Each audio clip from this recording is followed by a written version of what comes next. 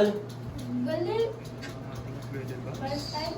Almost magwa 1 month na rin. Mukha ako first time. Ang pinas ko ito. Ang Valentine's Day. Mukha ako. Kamustahin natin ang loob. Hindi mo kay ano? Wow! Kay Roblox. Nakakabili. May anong pangalan mo dyan? Sige, kape na. Diba? Eh, Rinos pa, Rinos. Ayun. Wala ko na. Sakita lang Lakad natin. ako ko. Ano? Wala ko na. Yo. Lang nga, at kita yan.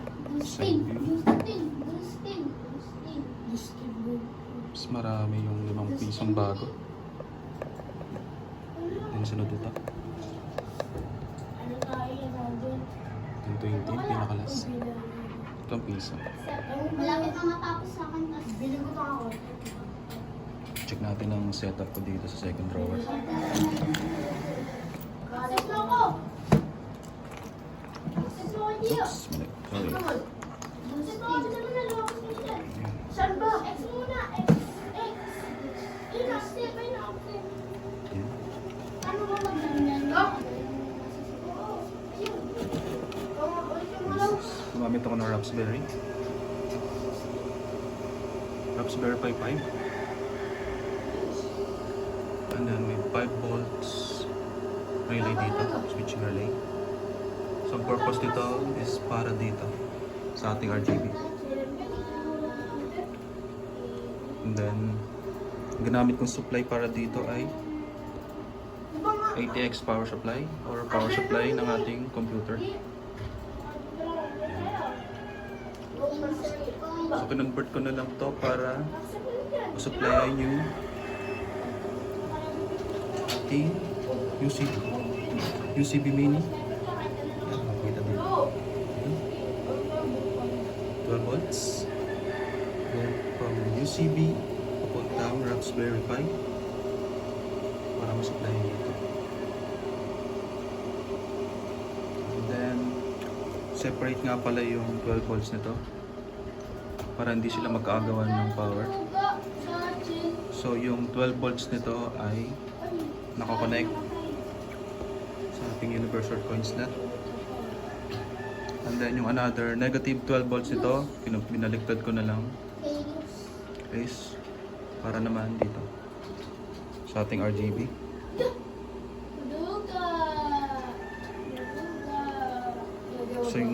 So yung another 12 volts nito is dito siya. Nakakonect. Para hindi mang-agaw ng 12 volts yung universal coin slot natin. Para stable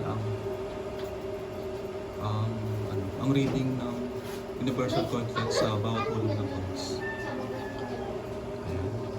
Wala. Yung underscore? Ito ang atin. So makikita natin is access ang SD card. Kung kailangan i-reformat or palitan, madali lang siya makuha. Ingat na kami niya.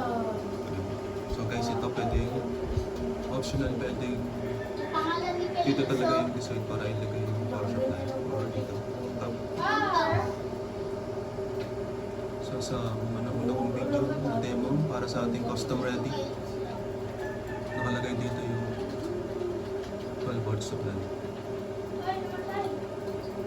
So pwede ganito. Pwedeng external, pag hindi kasya sa loob, patang nyo lang siya dyan. Or kung gusto, dito. Hello. So, nasa atin ang option.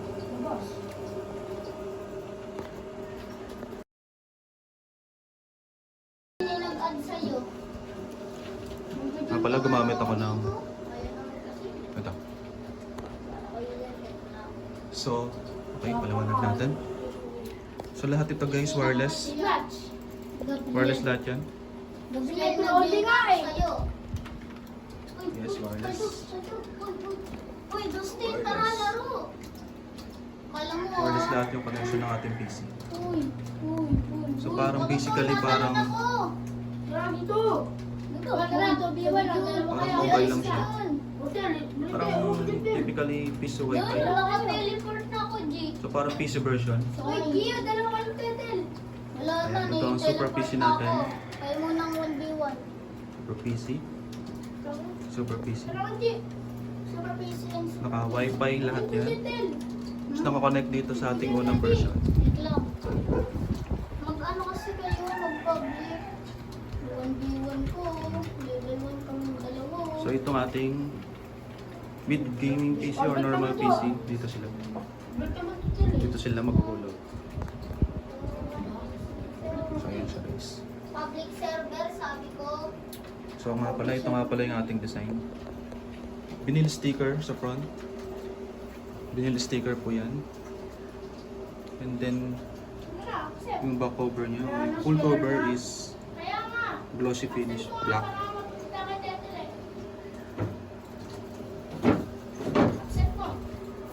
And then ito ay kinulayan ko na lang ng paint. Naubusan tayo ng sticker.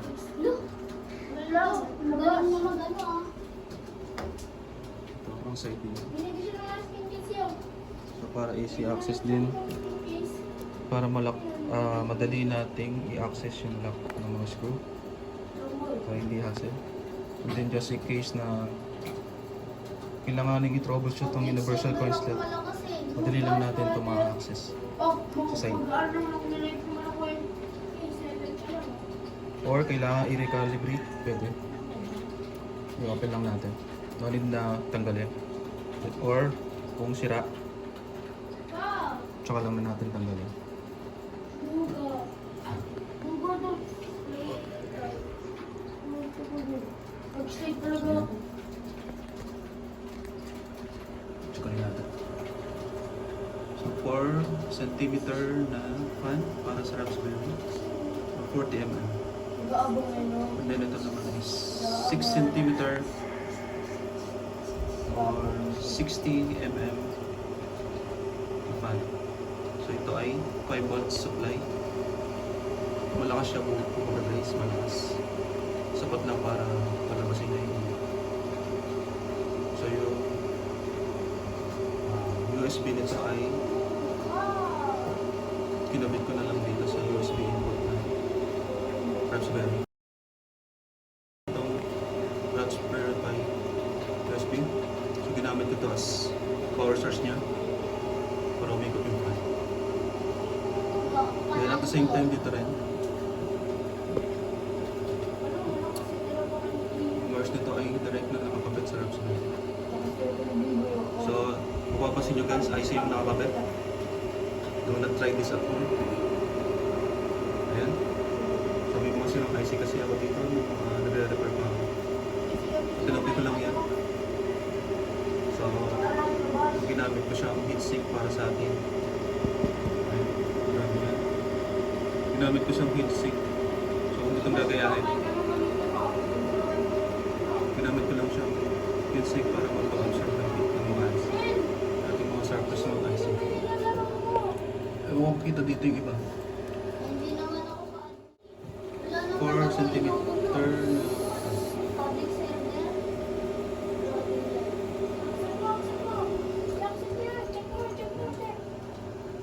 So, full transparency. But maaari wala akong tinatago dyan. Ayan. So, may another space para dito. Kung may lalagay tayo.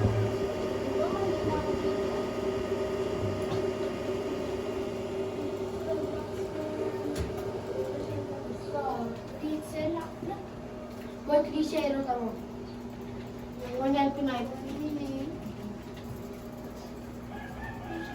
So, dalawang piso na lang yung bakante. Wow, ang galing. Patay na ako. Ewan ko kung bakit. Nagalas ako.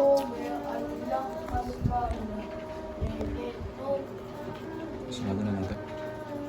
Baka may matulog.